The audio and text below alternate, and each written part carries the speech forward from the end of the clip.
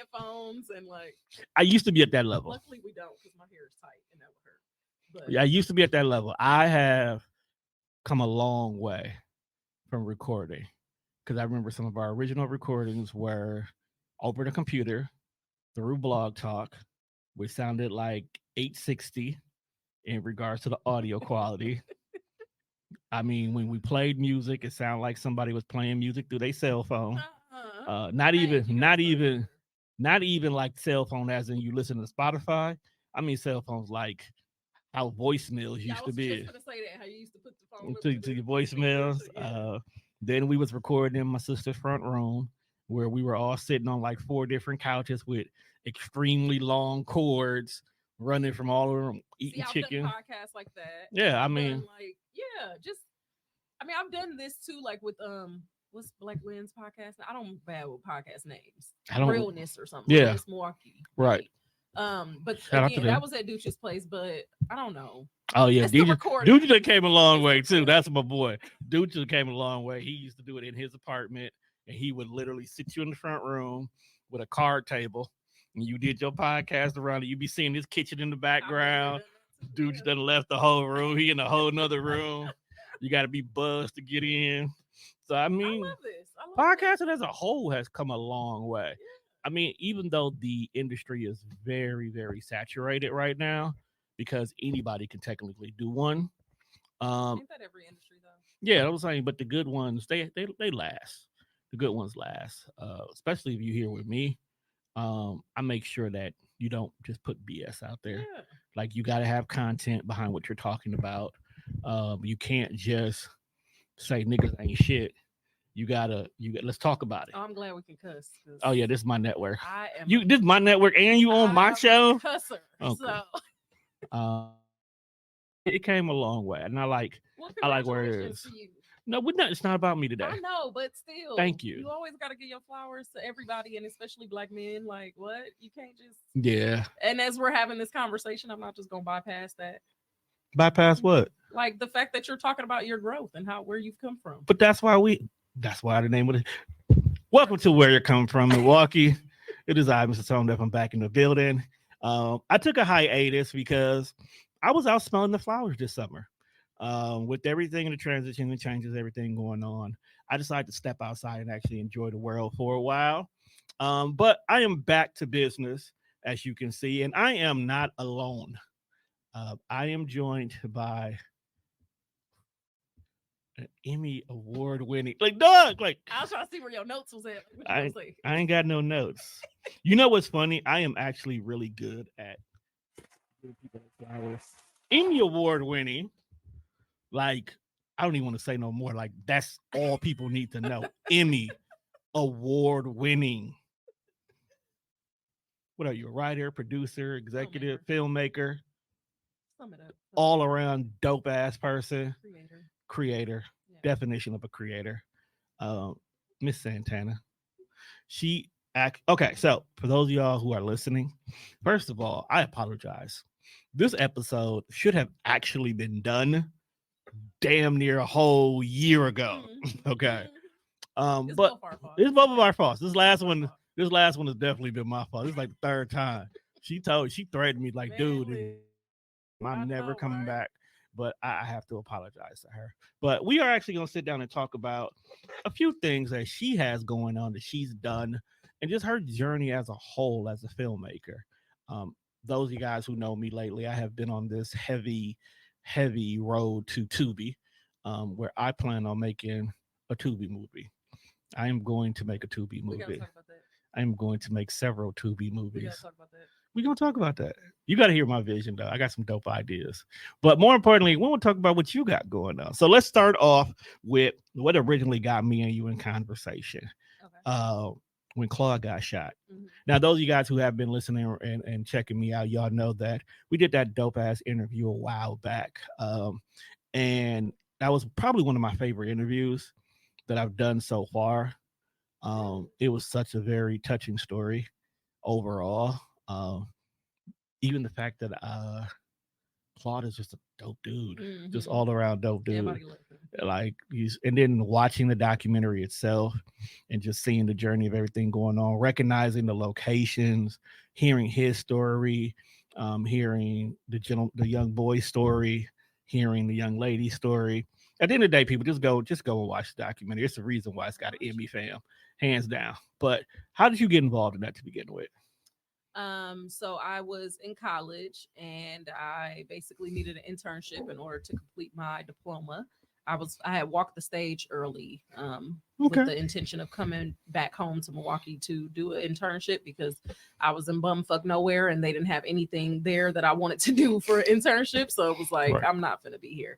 So walked the stage early. I basically contacted someone I knew, Keon Jackson Malone, who basically referred me over to Eric Vaughn, who referred me over to Brad Lichtenstein, who owns 371 Productions, one of the biggest documentary companies in Milwaukee. And we had a virtual interview and he told me about when Claude got shot. And I was like, this is perfect for me because, it's based in my city. It's about the Black experience. It's about gun violence, which is something that, growing up in Milwaukee, that's just something that's unfortunately prevalent in all of our lives. It's just there. And so for me, it was like, this is, right up my alley. And I came home after graduating, quote unquote, walking the stage.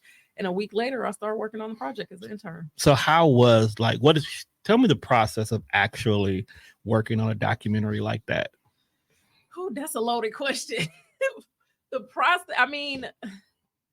there's a lot of processes. I guess it depends on where you want me to go with this. But I think when you ask me that question, what I think of is like, how do you get the story? How do you start recording, all that stuff? Right. And the long story short is that Claude and our director, Brad, were best friends. They've known each other for 20 plus years. Their kids went to daycare together.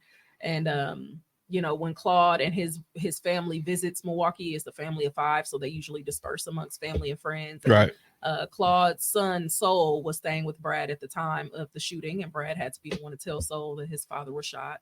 And then when Claude got out the hospital for recovery, he stayed at Brad's house.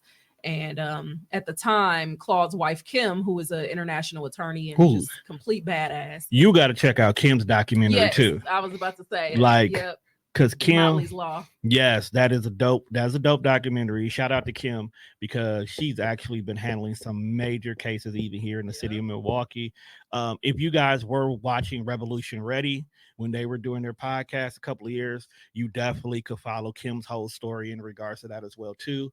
In regards to a few cases here in Milwaukee, I had a lot going on here. Damn, I just thought about that. Yeah. So Kim, at the time of Claude's shooting or being shot, Kim was in the process of filming her documentary, Motley's Law. And when she came back here from Afghanistan after he was shot, they basically had a scene in her documentary where they were at Brad's house and the detective came to show them a lineup of people. And we got that footage. It was never used for her documentary. So we got that footage for ours. And basically Claude and Brad started to have the conversation of like, what do you want to do about this? Like, Brad already being a filmmaker of 20 plus years, then being best friends. And then, it came about. And one of the most important things of making a documentary is access. And so obviously it couldn't have worked out better that his best friend is a documentary filmmaker. Exactly. And boom, we had access from day one. So that is dope. Yeah. Like I said, it is one of my favorite documentaries. It's definitely. Thank you. It is. I think more so because of the connectivity. Mm-hmm. It did also make me think about creating my documentary that I want to work on called 53206. Oh, we got a lot to talk about. It is. It's already a documentary. But see, mine is not going to be. It's more going to be a mockumentary, because I grew up in the 53206. Okay. So literally, it's like telling my story, but at the same time, telling the story about the area at the same time. So it's more about the environment, but from my perspective. Okay. Because anytime somebody talk about the 53206, they always focus on the negativity, the crime, the poverty, the whole 9 yards. And they usually don't even be from there. Right. And like, I can tell you a bunch of people who I grew up with, who we know, like famous people from the city who grew up in the area. And when we talk about it, it's like, bruh, it was the greatest place of the greatest time. It was like the Wonder Years, but better. Yeah. So I love that contrast. Yeah. So I want to be able to tell a story of, even though all of what you're saying is going on is true, but at the meantime, we're living our lives normally. We don't see it the way you see it. Like, yeah, Miss Tina 3 doors down might be selling drugs and whatnot, but Miss Tina is also making sure that all the kids eat. She also making banana bread. Right. Miss Tina's also the one that's got the best velvet cake in the neighborhood. Miss Tina also letting us play in her yard because she got the biggest yard because the house next door got tore down, so she just bought the yard. So it's a story on top of a story. So that's one of those stories that are for me. I gotta give me a good. That's dope. Good screenwriter to go ahead and flesh out this idea for me. Yeah. Because I do great executive producing. I'm horrible with the story writing part. Yeah, I think it'll be amazing to have somebody from the community tell that story. I'm not one to throw any other filmmakers under the bus, but I did have a few issues with that 53206 documentary. And the major one was that he wasn't even from here. Yeah, and I just felt like it wasn't his story to tell. It wasn't. And I feel like that about a lot of the Milwaukee documentaries. Like, you paint a particular picture, what I understand, that's what you're going for. You're going for a particular picture, but I feel like, where's the follow-up? Mm-hmm. Where's the truth? Like, if you're gonna, not that document in general, I can't think of the other one where the little boy ended up kind of washing out of a foster care situation. Like, okay, so where is he now? Let's do a follow-up on that thing. I think we need more follow-ups and sequels to a lot of the documentaries, just because we want to know. We get invested in stuff like that. That's the beauty of documentary. People fall in love with these characters, right? These characters, quote unquote, because these are real people, and, right? And they always want to know what else. Yeah, what happened after like that. There's actually a documentary that was filmed here, damn near like before I was born. Gosh, names really fail me today, but they are thinking of coming back. They basically filmed a documentary over the process. I think it was like 5 different parts over the process of like 20 years of these people who had lost their jobs, their factory jobs, and then how they made do after that. I gotta find that one. One black couple and one white couple, and they followed them over the course of 20 years, and then now, and I think it was on Frontline, each part. And so now they are thinking of coming back to Milwaukee, and I've been talking to them. I'm not going to say too much because that's not a solid thing. But we've been talking. Let's just say that's dope. And people are asking for another follow-up. And I'm like, damn, another one. Y'all be in people's business. Look, like, people want to know even more. Social media. 20 years wasn't enough. Social media has made it our business to be in other people's business. I see. Because it's out there. But I'm glad you brought up Frontline, because I think Frontline is really what got me into those documentaries and stuff like that, because it was PBS just giving us free stuff, and that's how we were able to get a look at the world as a whole. And then when the internet became a real thing, like you could really go on the internet and look at anything and everything, it just made people go back and just really follow up on stuff. I think 97% of my YouTube is like documentary, true stories, information, and video games. I got kids, okay? I got kids. Right. My son definitely filtering all my stuff with some damn video games. And all they do is go look at one Minecraft video and my whole algorithm is Tell me about it. That's what I'm saying. Like, I could barely find the stuff I like to watch now. So what made you personally want to be a filmmaker, though? I hate that question because I don't have a good answer. It's not about it. I don't care about a good answer. I'm asking a real answer. I don't care if you decide to be, one day you went from medical, you didn't like it, you showed up on a TV screen one day, you became a filmmaker. Like, if that's the truth, then that's the truth. I just feel like people have such beautiful histories. It doesn't. I don't like beautiful history. I like the truth, the real because that's how it feels. Like, I didn't get into I wasn't in elementary school. What do you want to be when you grow up? I want to be a podcaster. Right. No, I didn't do that. Hell, I didn't even be what I wanted to be when I said that back then. But it just so happens I love to hear people tell their truths, tell their stories. So it made me create a network that allowed people to say what they want to say and play music that can't be on real radio. Right. And here we are. I think for me, I didn't realize it, but going all the way back to my childhood, being at my granny's house with my cousins, and just the way film bonded us, I didn't realize, and I still can't even correlate how, but somehow that's when I fell in love with film. What's your what movie that you fall in love with? Any interview you watch, you're gonna see me talk about Friday. That was the start for me. Why Friday? I don't know. Even still to this day, it's like very few movies out there that's that nostalgic. Like obviously all these Black 90s movies that we love that are up there with. Hey, a lot of Black 90s movies is trash when you go back and look at it. Okay, listen now. Listen now. No. Y'all ain't finna be doing this. No. I don't mean trash in regards to cinematography or anything like that. The story. The story. Yeah, because I be seeing y'all trash talking Love and Basketball, and we can fight. Like, don't play. Did she not settle? Did she not settle? No, she did not, honey. That listen. She was look.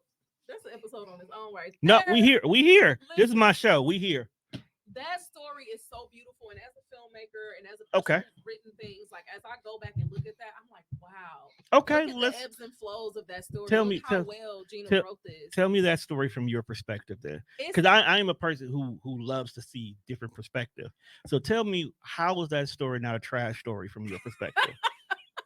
I think it's a beautiful love story from start to finish. This is a coming of age story. First of all, men mature a lot slower than women. And even without the maturity aspect, we're talking about kids who grew up together, we see them from childhood all the way to adulthood. Okay. Y'all can't expect that this man, the beauty of stories and film is that you're supposed to see multidimensional characters. You're not supposed to see a perfect character. Why would you want Quincy to be perfect? I didn't want Quincy to be perfect.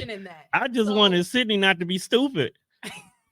It's called love. Have you never been stupid over love? Has any person in this world never been stupid over love? This man has denied you thrice times throughout his whole entire life of dealing with you. What was the 3 times? I always say thrice times just because. But because I'm like, what? Now when they were a kid and they fought over a kid or over her riding on their bike, that shit don't count. They were kids again. When they were teenagers and tried to make it work, and he was going through this horrible life-changing thing with his dad. I mean, again, you can't expect perfection from a teenager going through something he's never been through before. Okay. Like when I look back at that is such a beautiful moment of tension that Gina Bythewood created. Like for this boy who always idolized his dad, his life just fucking changed. Like, what do you do with that? And then your girlfriend is like, I got a game tomorrow. Sorry, I can't stay. Of course, he's looking at it in a selfish way of like, you need to be here for me. And of course, she's looking at it like, I finally got my chance to do something basketball wise. I love that tension. I love that. So whether a lot of people feel like he was trash for like expecting her to stay or whatever, I'm just like, y'all are, what was you doing at fucking 18? What smart decisions were you making? I was in the Air Force. Okay.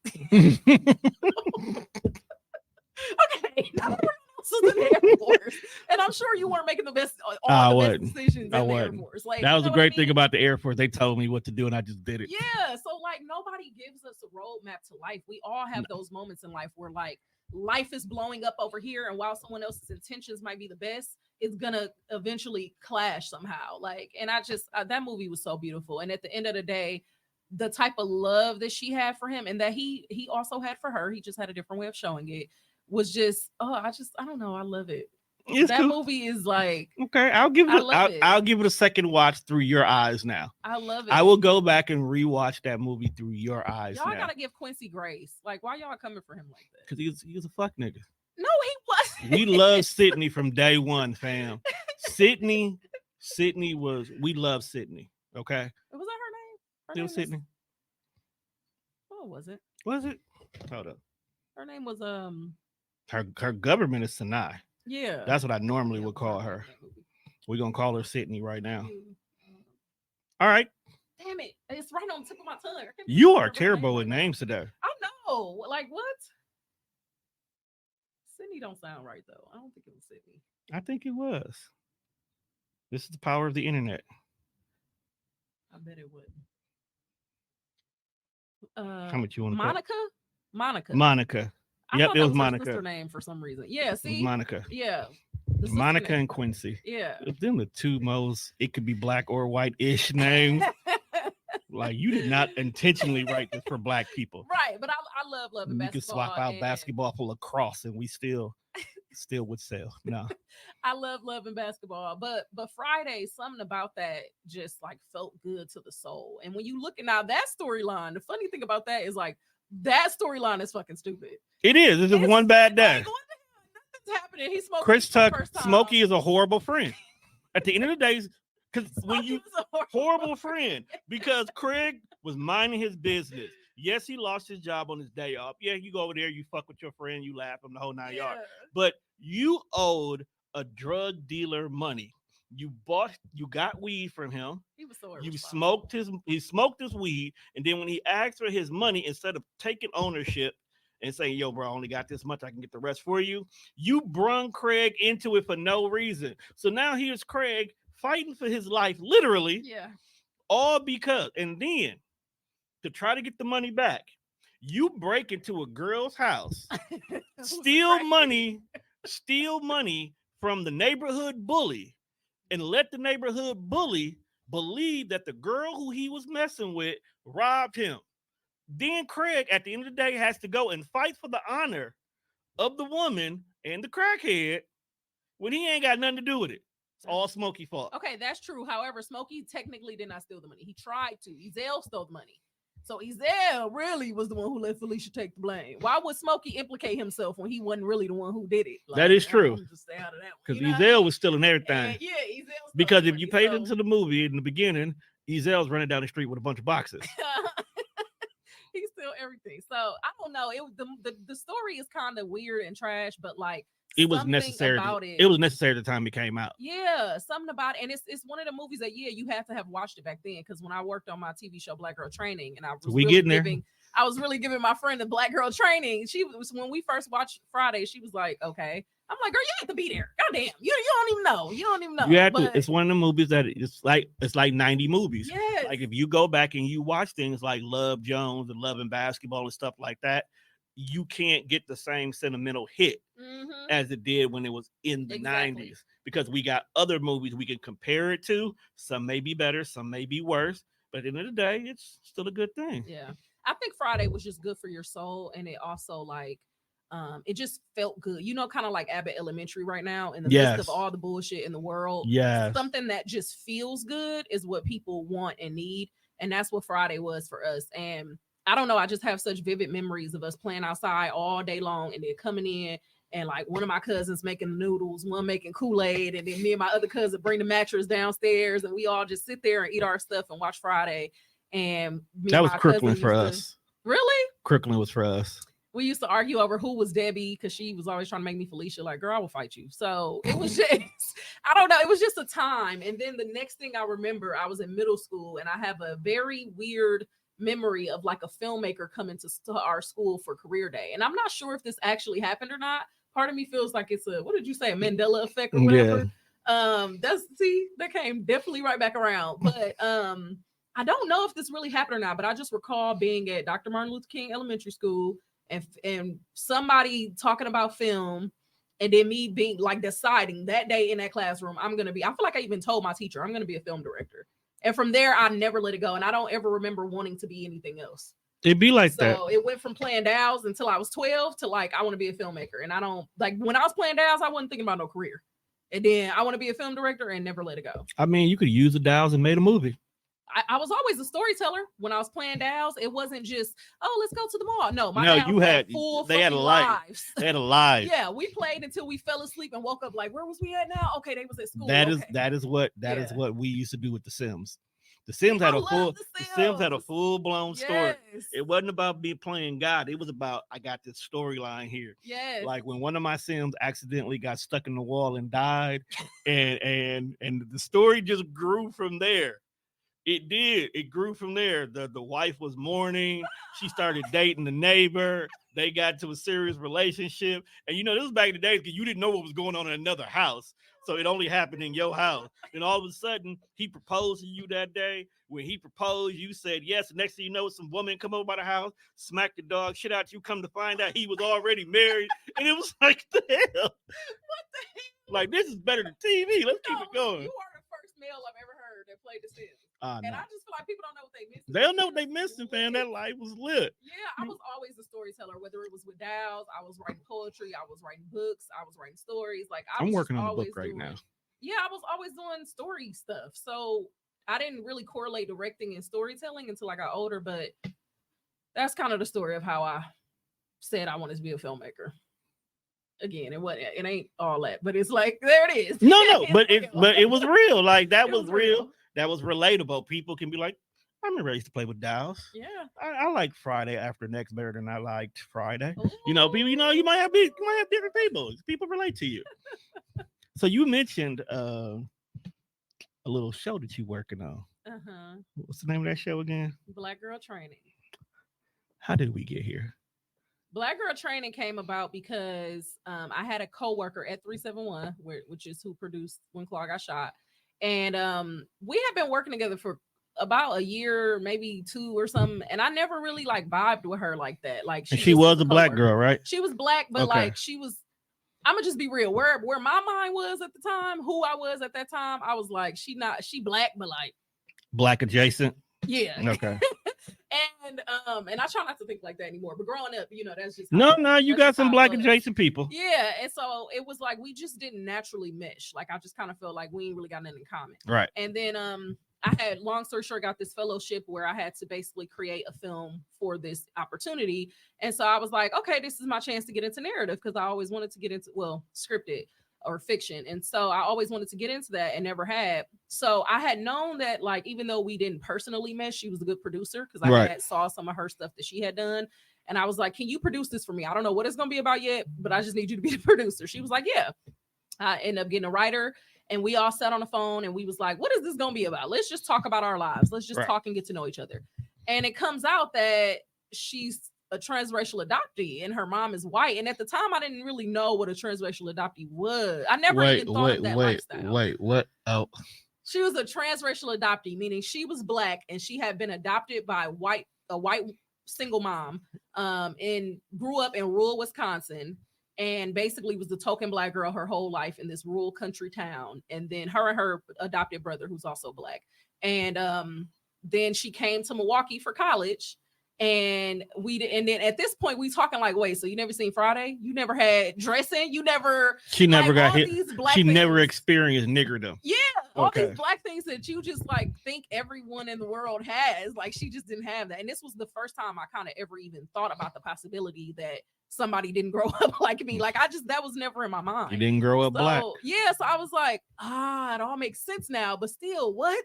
Like, we got to get you on this train. You need to know this. You need to watch this. You need to. So, and then from there, as we get to talking and getting to know each other, I'm realizing she don't know certain jokes. She just don't fucking know. And I'm like, let me get you acclimated to life.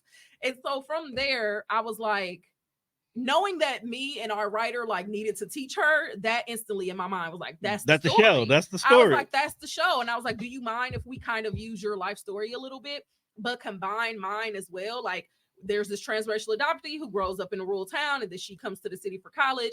She meets these 2 black roommates, which are kind of loosely based on me and the writer. And they basically teach her how to be black, quote unquote.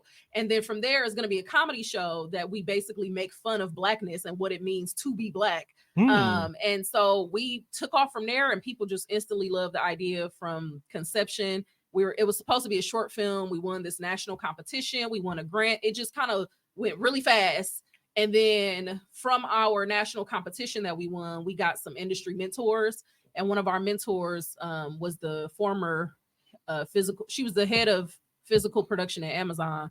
And then she basically taught us how to, we kind of decided we wanted to turn it into a TV show because there was so much to explore. Right. Like, it ain't just blackness no more. Now it's blackness and what it means to be black, but then also transracial adoption and everything that goes along with that. Right. I can see so much with that in my head. Like, my head been working ever since you said it. Yeah. So then we came up with that. And then she basically taught us from LA, because our mentor was in LA. She became our executive producer. She taught us from LA while we were in Milwaukee during the pandemic, how to become writers, how to, develop a show. And we did all that during the pandemic, opened a writer's room.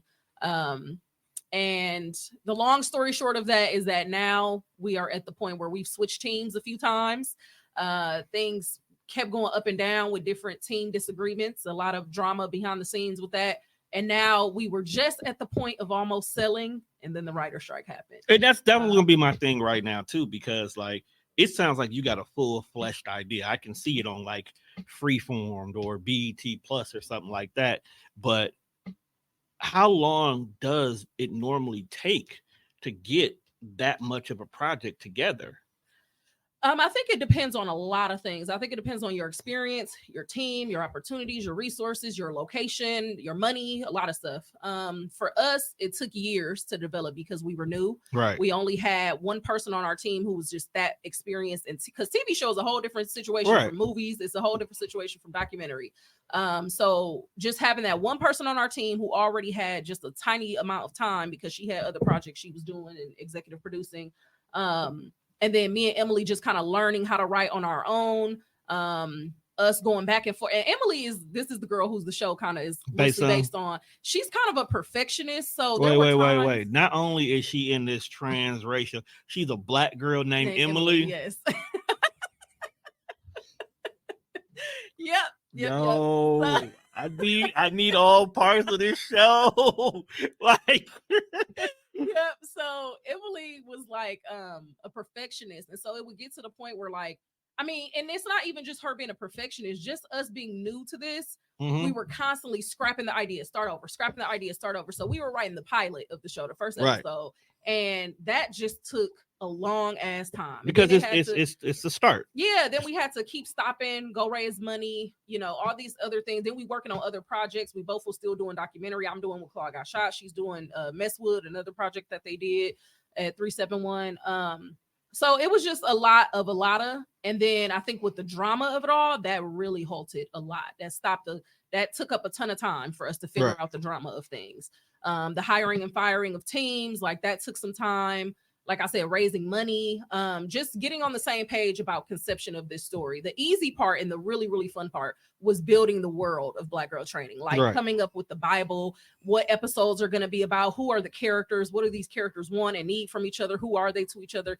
That was really, really fun. It was the writing part that took the longest, and trying to get it in front of the right people, trying to get it in front of the right networks, because that in itself is a whole thing. Like you said, you see it on these certain platforms, maybe we see it on a different platform, maybe our EP see it on a different platform, and you have to think about, this is a Milwaukee-based story. Like all my projects, we wanted to stay Milwaukee-based. We wanted to feel like Milwaukee, just like When Claude Got Shot does, but we wanted to have the quality, and we want like a network to put the money behind it. We want to be able to cuss on this show. So like there's things you got to think about. Oh yeah, you definitely not going to free. You definitely not going to Freeform. Yeah, so it's situations that like we looking at Amazon Prime now. Yeah, so there's a lot to it, and now we have a really good team that we trust. It's just a matter of like finding the best place for it. And even when you find the best place, it's a whole bunch of shit that go along with that. It's waiting on people to respond back. It's, getting them deliverables. And then it's just such a back and forth situation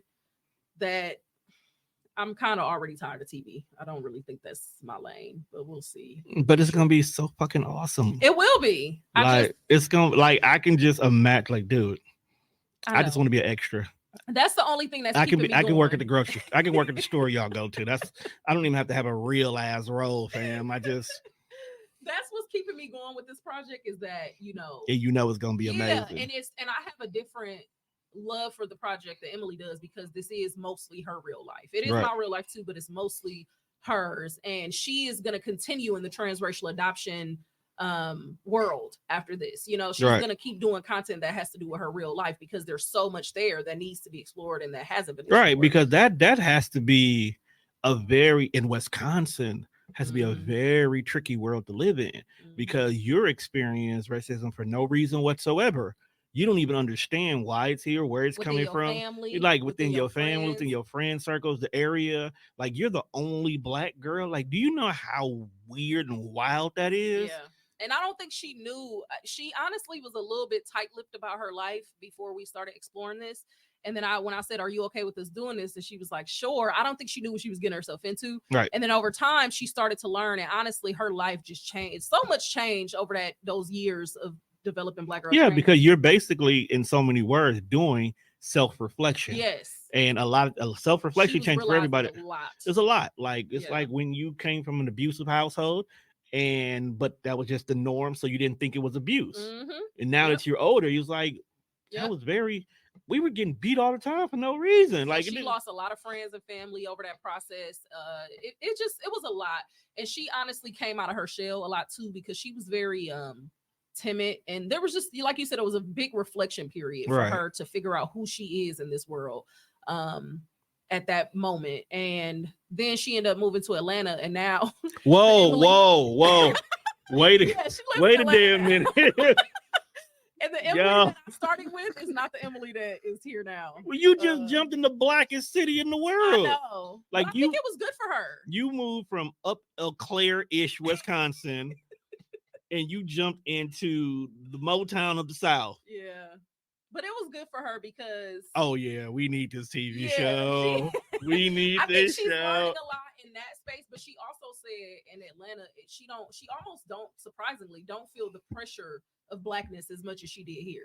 And because we talked it's about norm. Yeah, and I told her that I think in Atlanta there's so many different conceptions of what black is, but Right. Milwaukee is a little smaller, and it's like we are a little more judgmental. We do kind of expect for people to have the same understanding. It's because we're us. separated by culture.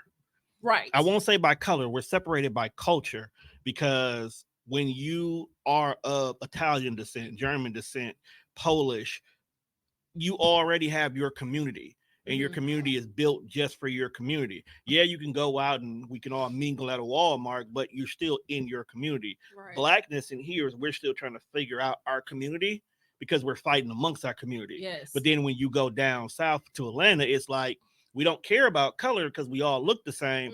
It's more of classism at that point in time. Like, where's your status at in regards to financial stability?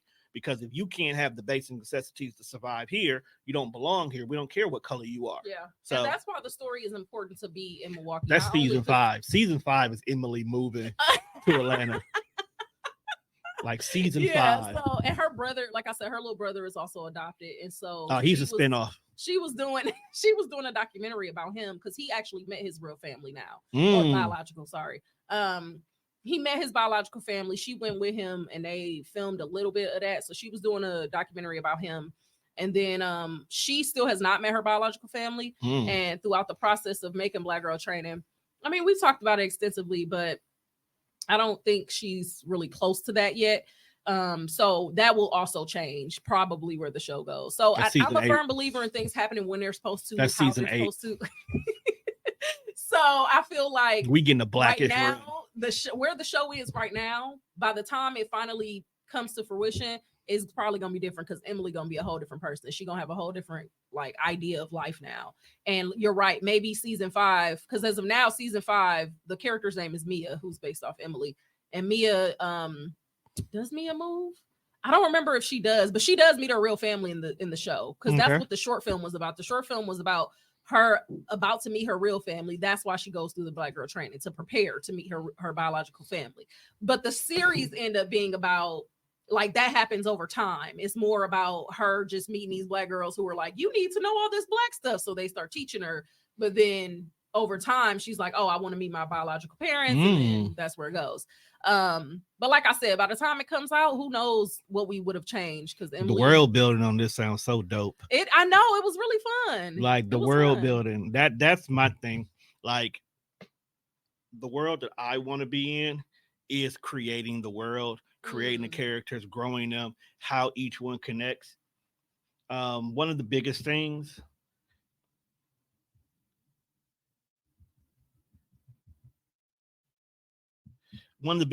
See, this is my world. I got so much going on at one time. One of the biggest things about my concept of my to-be world I plan on creating is every movie is connected. So even though there's going to be completely different genres, different stories, different concepts, they all still connect in one way or another.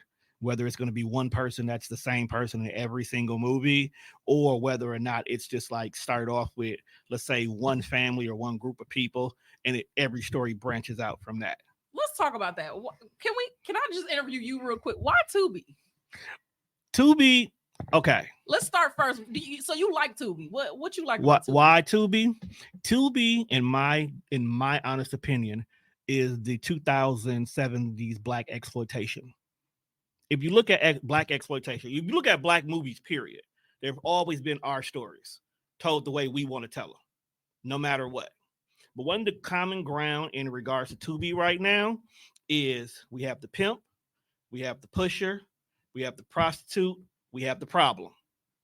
A lot of our black exploitation movies had these themes in the background of it while telling whatever the main story is in regards to it. Prime example, let's start with Cotton Comes to Harlem. Never heard of that. See, that's because you don't do your black exploitations. You start your movie world at Friday. There was black movies way before that. Well, yeah. Okay. The concept of Cotton Comes to Harlem is exactly like the title says. There was a truck that was shipping cotton, actual raw cotton, through New York, and a bale fell off the back of it. Now, back then, raw cotton, that is like finding gold because you can break it down, sell it, do so much with it. Think of it like drugs, okay? They were trying to get this bale of cotton, but you had all different aspects of what was a representative of the black community at the time, all in their different aspects fighting to find this bale of cotton because they knew that if they owned it and they sold it, they could make tons of money and to fix whatever financial problems they were going through, okay? Fast forward to today. You look at Tubi movies. It's a drug dealer. There's a pusher. There's a prostitute, whether it's a stripper or someone actually selling ass, and there's a problem. The problem is always we got to get out this situation. Detroit right now is real heavy of pushing these modern day black exploitation movies. And the real thing about it is I love it because it's raw. It's our people doing our thing and in our perspectives. So I just love Tubi. I don't need it clean and polished up. You'll have regular people from the neighborhood in the movie. You might turn on a movie and your best friend is an extra in this movie for no reason whatsoever. Swift is a really good friend of mine. So a lot of stuff that he's been doing lately has been on that platform. Mm-hmm. So I turn on TV, I go watch Tubi. There's a movie with Swift. I know her. Hey, that's her producer. I know that person. Hey, there goes Scale. Like having that, okay? And I'm broke, okay? So do you like reality TV? Yes and no. I hate ratchet reality TV, I should say. Yes, Love and no. Hip Hop. Yes and no. Why is the no? The no is I hate ratchet reality TV with a passion, but I watch Jocelyn's Cabaret religiously. But your no ain't really a no. What's the no? Why?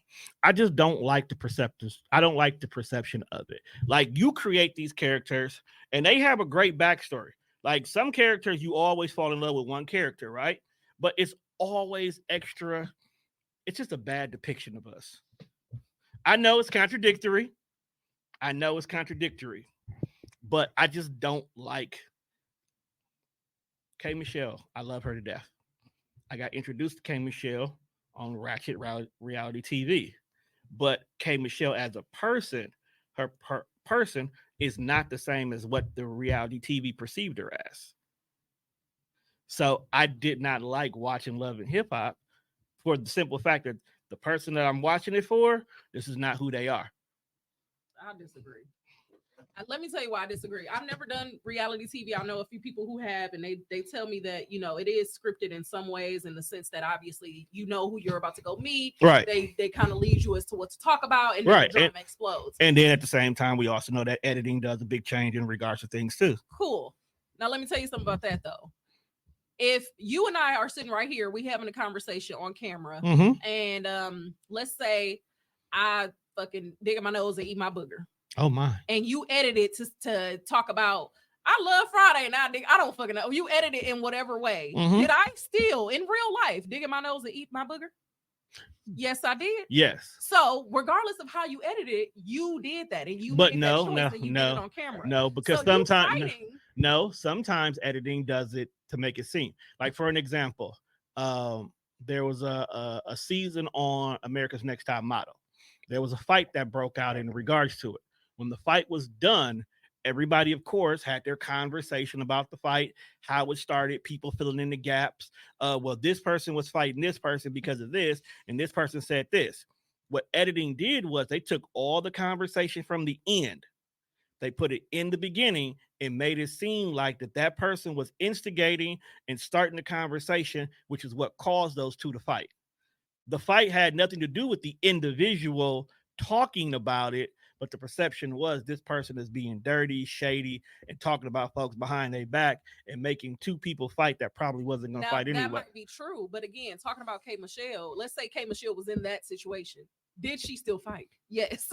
So you saying it's not portraying her correctly is wrong. You saw her literally physically fight someone. I'm just saying. And regardless of why she did it, regardless of how they made the story come together, she did it. So you can't really say the editing makes someone look a certain way. Yeah, maybe it switched up some words a little bit, but if you said it and you did it, if it's on camera, it means you said it and did it because it's on camera and it's proof. It's right there. The editing can't fucking Photoshop you somewhere and make your hands. No. I don't know. Technology is day and age.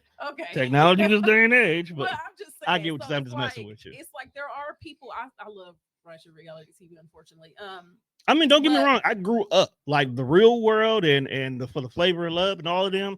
I grew up in all that. Yeah. But it got to a point in time where it's like, I don't care for it too much because what was TV started shifting in that direction.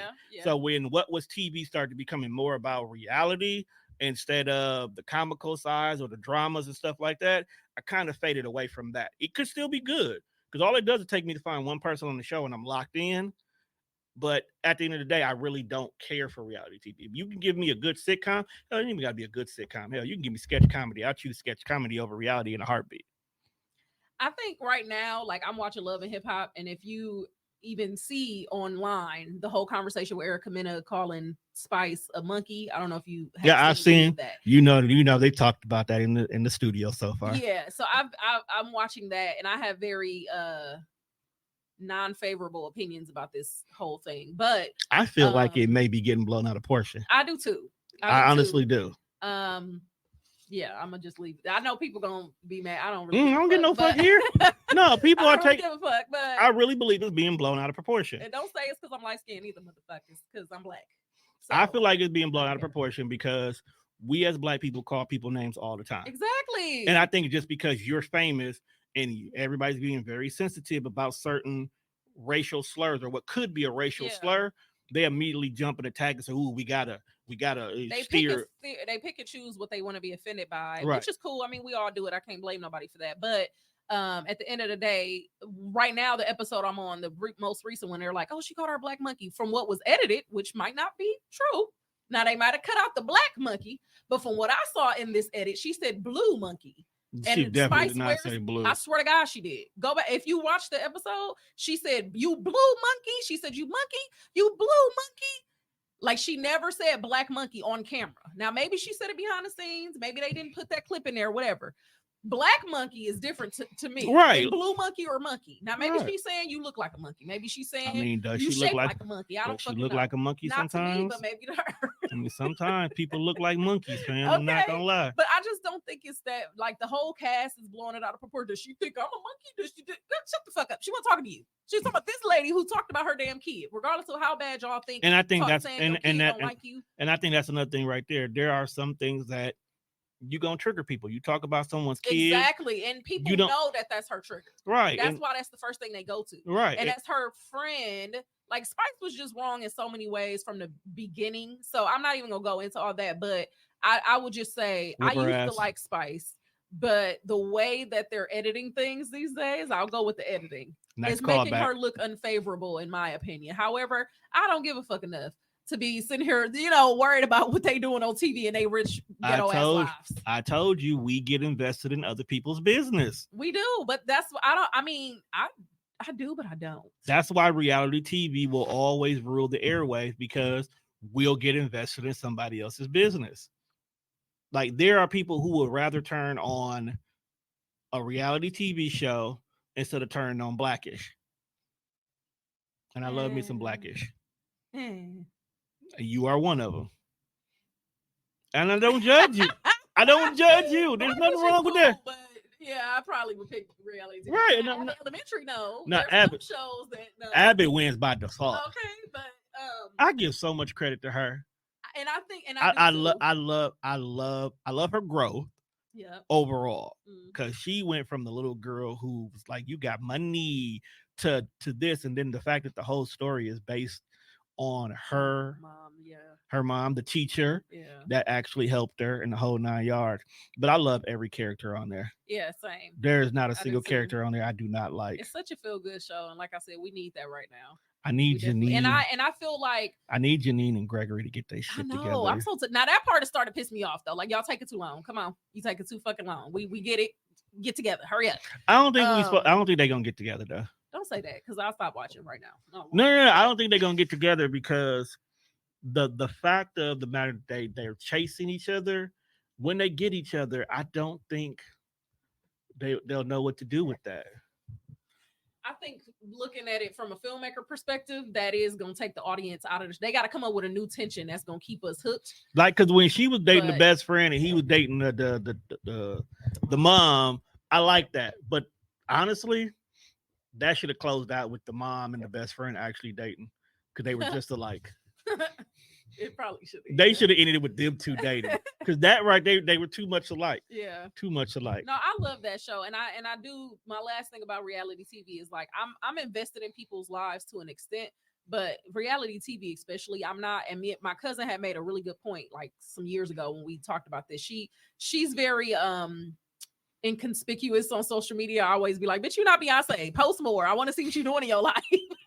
But I'm actually getting to that point with her now that like I don't post as much as I used to. I don't share as much as I used to. And I'm realizing that when it comes to celebrities, and especially now that my career is growing, like you can't give too much because when people you become know famous. too much about you, that's when they can make an opinion about whether they like you or not. That's when they can like start to become too invested.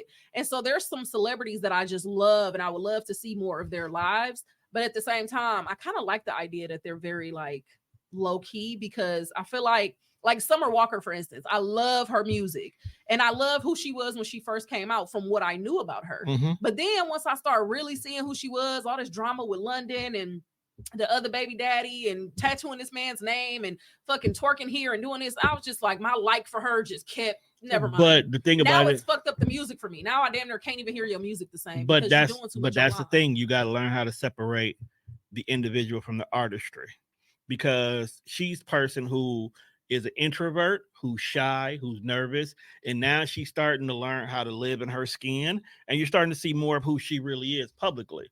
Also, at the same time, taking consideration because she's so private, the media works a little bit harder to let us see who she is. Because think about it, she's out kicking it with SZA and her friends. You're not going to tell me no paparazzi was, ooh, they're out. Let's get some photos of them. And purposely was like, ooh, I could post this. Because it's going to get likes. It's going to get reactions. It's going to get notoriety.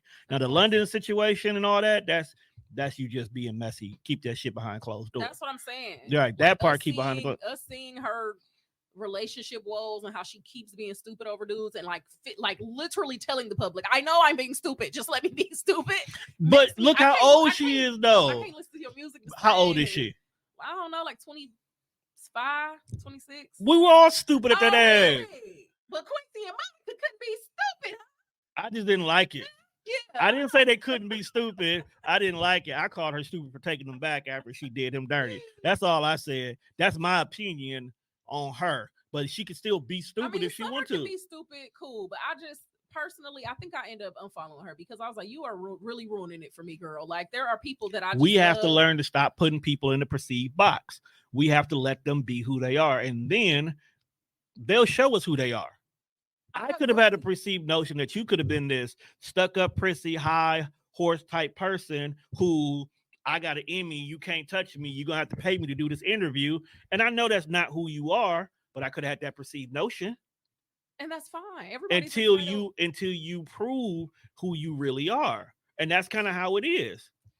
I don't know. That's why I said I'm kind of invested in people's lives, but I'm kind of not. Like I'm not enough to where I can be like, oh well, and keep it moving and I'm not gonna lose a wink of sleep.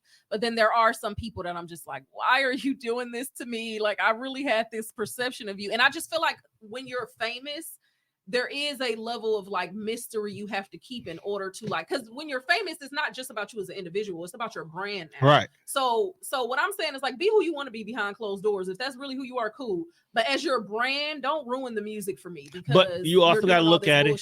But you also got to look at it. She's also a young lady who has never not had social media in her life. So those who grew up in the social media world don't know that things are supposed to be private when social media tells you to tell everything to the world every day.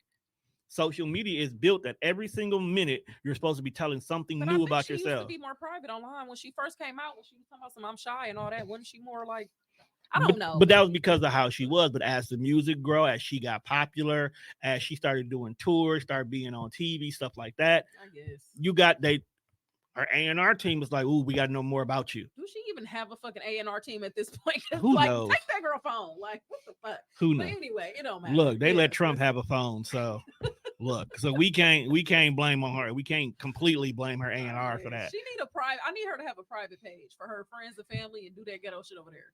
And then let the Summer Walker page be. She might accidentally. You know how hard it is to manage 2 pages, I managed like right? 5. And then you suck at it. I do. Okay, so how you go? But the point is, I know when not to post some, True, but you are also a mature woman with responsibilities, and not a gang of yes men or women around you. I hope my faves stay on that. Stay on that. Your real faves is gonna stay on that, and they're gonna put you in your place when you're doing too much. Good. And your My husband. real faves in real life, yes, but I hope my favorite celebrities also just keep doing what you're doing. No, don't release too much. no. As bad as I want to be, like, let me see what your life is really like. No, I don't, because then the more you know about people, that's what my cousin told me. The more you know about people, it really just Changes the way you look at them. Fucks it up. Yeah, that literally even happened with a cousin of mine. I was very close with this cousin of mine, and then I just like. I don't know. I guess as we grew up and really started getting closer, I just start to see aspects of her that I'm like, and then she started telling me stories that she never told me before, and I'm just like, you're really fucking this up, aren't you? Like, you're really. I have a friend like that. When I first met her, I just thought that she was the most wholesome, down to earth, cool person, and then she started popping up on podcasts and started telling her stories and started hanging out with us after shows. And I'm like, you are a filthy individual, fam. You disgust me on so many. You disgust me on so many levels, but I still love you like none other. But, I mean, we're all multidimensional characters. Right, I love getting to know other parts of people, but I just feel like when you're a celebrity, unfortunately, some of that shit you just got to keep private in order. But even when you keep private and it gets out there publicly, do you clean it up or do you just let it stay? Beyonce is the standard of internet. Please, y'all, be Beyonce. Beyonce ain't clearing shit up. Shh. Keep doing your shit. Keep doing it. Don't no. But there's nothing to say about Beyonce. Even when Beyonce is in the news for something bad, it's not her. What's the last thing Beyonce was in the news for? Well, okay, her little brother. This type of situation with the little brother. Little brother, not her. Next. But still affiliated with her. No. My sister don't like me, which we know he didn't say that shit. But why my sister don't like me? He's asking about why Beyonce don't have a relationship with him. Do you think she's finna come to the masses and be like, well, this is why I don't talk to my little brother? Or I do talk to my little brother. Maybe little brother doing fuck shit and she don't want to be around it. Maybe, but all we can do is speculate. But at the end of the day, it was not Beyonce who did it. It was somebody else who wanted attention. But he's kind of dragging, or his mama is kind of dragging her name through the mud with this story. And then, like, I mean, not Beyonce, but Jay-Z and all the cheating stuff. That's Jay-Z. He just happened to be the victim. But that's what I'm saying. It's not her. The elevator. It's not her. It's everybody around her. And it wasn't even her in the elevator. It was her sister and Jay. She just happened to be there. I just happened to be married to this dude, and that just happens to be my sister. Okay. That's literally what it was. Another celebrity who don't talk and just let the rumors. I don't know who, but it's not too many out there. I love when people get to a level where they don't really do interviews no more. They don't really say, because like Drake, like I be wanting to know more about him, but like Drake do fuck shit. I'm sure he does. Drake do wild shit. But keep it over there. Like Drake do wild shit. Drake put hot sauce in condoms. Drake do wild shit. Okay. We don't need your reasoning, bro. Oh my God. You just stay over there. You keep that lightness, that light skinnedness over there, bro. You doing wild shit, bro. Shit. That is light skin. That's light skin shit. You're gonna have to take that L too, bro. That's your L. All right. So I don't want to keep you much longer, but what's next for you? I am. You gonna get the Emmy tattooed on you? No, that'd be wild. Well, let me ask you this: what's next for you right now? Because with the writer's strike, that puts a large roadblock in a lot of things for you, don't it? not really personally. Okay. Unfortunately, I feel for my fellow brothers and sisters, but I don't really want to write anymore. So that's not really my lane. I'm an independent filmmaker, so a lot of stuff I'm doing is not affected by the union and their stuff. Again, still feel for the people going through it. I know a lot of people who are in the union and all that. And unfortunately it halters my elevation in some ways, but honestly I'm at the point now where I don't even want to be in Hollywood, so it still really doesn't affect me. I'm cool. So what you want to do? What I'm doing, I'm right now I'm more on just the independent filmmaker wave. Like I'm just doing my own thing. I don't really need to have a big network behind me and shit. Currently I am, but don't having a big network make doing things easier? I don't know, because I've never had a big network behind me, but I just know that there's pros and cons to each. There's a lot of fuck shit in Hollywood, and who wants to deal with that? It's Hollywood. It's again, it's pros and cons to each. But being an independent filmmaker means you have a lot more creative control. You have a lot more, you know what I'm saying? You can kind of do what you want to do, how you want to do it. But you have more stress. Yes. Versus in Hollywood, they might give you the money, but it's a whole bunch of more people to answer to. It's a whole bunch of more trying to fight for what you want and all this stuff, and having to let go of stuff and just follow the lead of other people. And so again, pros and cons to each, but I'm loving the creative capacity that I have right now. Okay. I still get to the money. You know what I'm saying? I didn't say you didn't. No, I'm just saying, like, people have a conception that, like, I mean, there's no money in the independent world, which there is. There is. So Tubi proves it every day. Yep. Tubi. You gonna stop hating on Tubi, my nigga. Tubi can get you through some rough times. Tubi got me through the pandemic. Got my mama through the pandemic too. Exactly. My mama came. She loved a Tubi movie, honey. Love a good bad. But you ain't gonna see my stuff on there. Just no, not me. Personally, not me. Hey, do you think you better than Tubi? Congratulations. You think you better than Tubi? Filmmakers. You think you better than Tubi? I just personally am not that girl. I don't really watch Tubi stuff. I don't really. It's just. Guess what's on Tubi? Friday. Ooh, but Friday was. Come on now. My cousins be doing the same thing. Like, you can watch regular movies on there too. Technically, to be honest with you, if Tubi existed back in the days, Friday probably would have been a Tubi movie.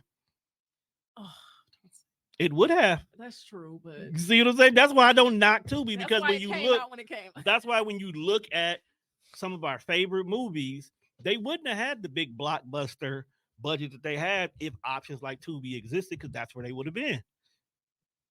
Definitely, like the last 4 house parties would have been there.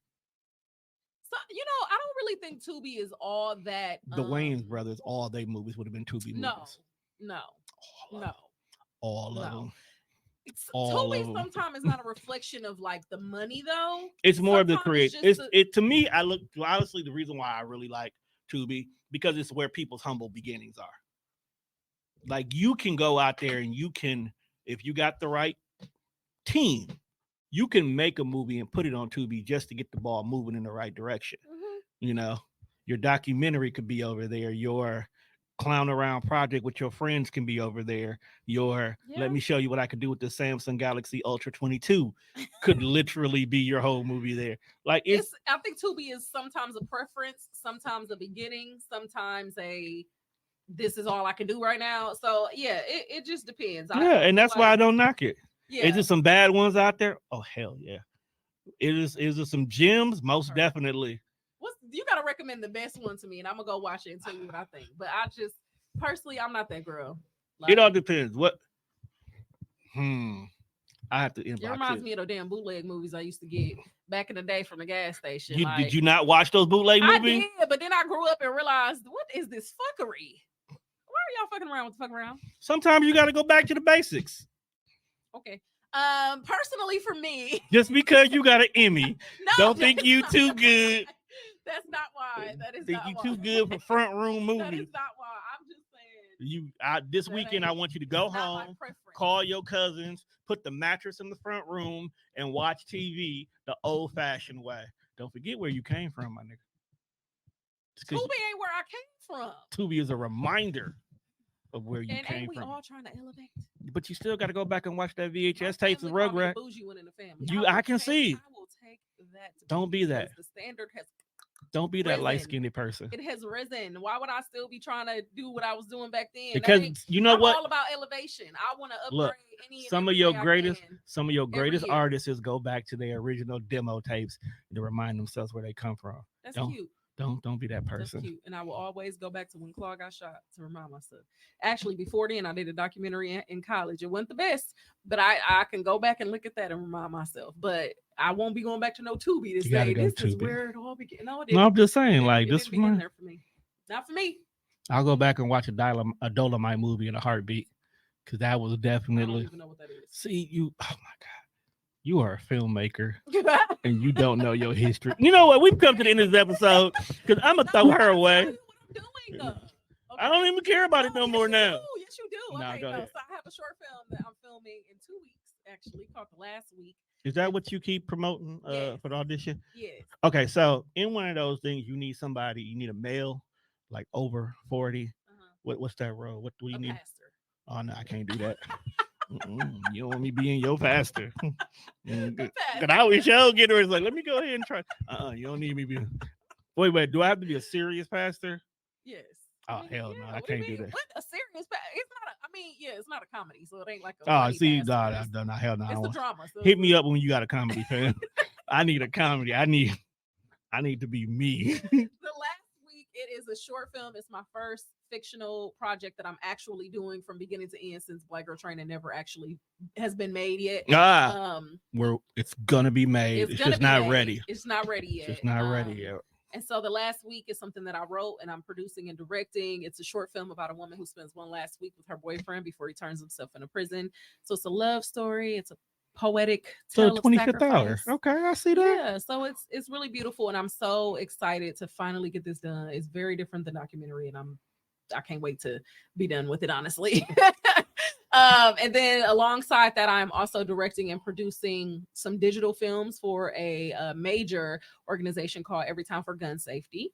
Okay. They hired me to do some videos highlighting some of their gun violence community violence intervention programs which they give grants to, and so we're traveling around the US doing some highlight videos for those and then turning them into films basically. So that's been really gun fun. Violence seems to be your lane right now. Gun violence seems to be your lane. I think when Claude got shot just accidentally took me on that path. They don't let them pigeonhole you. But I love it. It's something that fell into my lap, like how podcasting fell into your lap. Okay. I always thought I wanted to do scripted stuff, and now I'm doing scripted stuff, and I'm like, I'm ready to go back over there. Okay. Documentaries, social justice, all that fell into my lap, and I'm loving it. Okay. Impact producing fell into my lap. I'm still doing a little bit of that, loving it. And yeah, so now I'm trying to develop another documentary that's going to be Milwaukee based. I don't want to talk about it yet because it's in the early stages, but do documentary about me. Look forward to that. You might be able to be featured. Don't gas me, fam. So those two are the biggest projects I'm working on right now. I'm also doing some stuff with When Claude Got Shot curriculum, training some organizations on that. So yeah, I'm kind of, again, stuff just start falling in my lap. I'm building my production company, Hershey Productions. So that's a big thing I'm doing right now. So, I'm gonna hire y'all. Yeah, I'm gonna have y'all do all my movies. And not if they're gonna end up on Tubi. Nah, fam. Look, your job respectfully decline. Your job is to make my movies. Who I shop them to is my business. No. Fine. Can I Amazon Prime? We have some standards within these packages. Can I aim for Amazon Prime then? Is that okay? I like Amazon Prime. Yeah. Okay. Since I can't be on Tubi. I don't watch any of their originals, but maybe I should. Fuck Keisha. We'll Keisha. It's a phrase. You ever watched the movie Meet the Blacks? Yeah, but a long time ago. Okay. Remember the part when Avion Crockett came over by the house and he went in the room and there was the floating furniture and whatnot? And she was like, it's ghosts in there. He's like, I don't give a fuck, Keisha. That's where I got that from. Okay. Thank you for giving me the backstory of that reference. I mean, you're a writer. Storytelling is important here. All right. No, but with that being said, people, we've come to the end of this episode. Be on the lookout for all of the projects that she's working on. Be on the lookout for my secret Tubi movie. I'm gonna make one without her. I'm gonna be supporting in the stands. I'm gonna make you watch it too, and you gonna be like, "Oh my god, this is so good." I'm gonna watch it just because I know you and fuck with you, but don't ask me what I think, because I'm gonna really tell you. That's why I'm gonna ask you. Okay. Not everything is. Please, can I just say that? Please, nobody ask me what I really think because I'm really gonna tell you. I'm gonna ask, and I'm horrible at trying to break people's hearts or like breaking people's hearts, but like y'all gotta stop asking me, bro. Y'all be asking me, and like I be put like this: if I purposely put if I purposely put fuckery out there, because believe me, one of these movies is fuckery at its finest. Look, we gotta talk about this on camera. I can't make. Gotta make fuckery too. No. I gotta make classic. I gotta make a Moonlight, and then I gotta make fuckery. Gotta make Moonlight and then the breaks. Disappointing me. Oh, you just mad because my versatility. Want to make that? Well, who desires to make fuckery? People who like watching fuckery. Do you not like watching reality TV? Is that not niggerdom at its finest? But it's quality niggerdom. The lies you tell yourself. The lies you tell yourself. Quality. With that being said, people, we are out here because I'm about to already cuss this woman out. No, I'm not going to cuss her out. Make sure you check us out on all streaming platforms. That's Spreaker, Spotify, iHeartRadio, wherever else you listen to your podcast at. Make sure you check out all the shows here on TDR Network. Make sure you join us September 30th as we do our second vendors event here at Sherman Phoenix, where I have 3 live podcasts, which will be The Collective doing their first live podcast, Purpose Over Pain, and a surprise for the third one.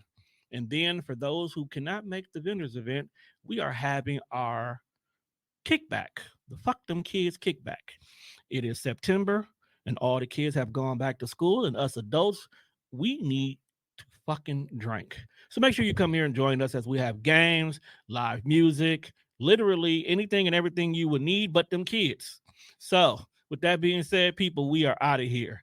Peace.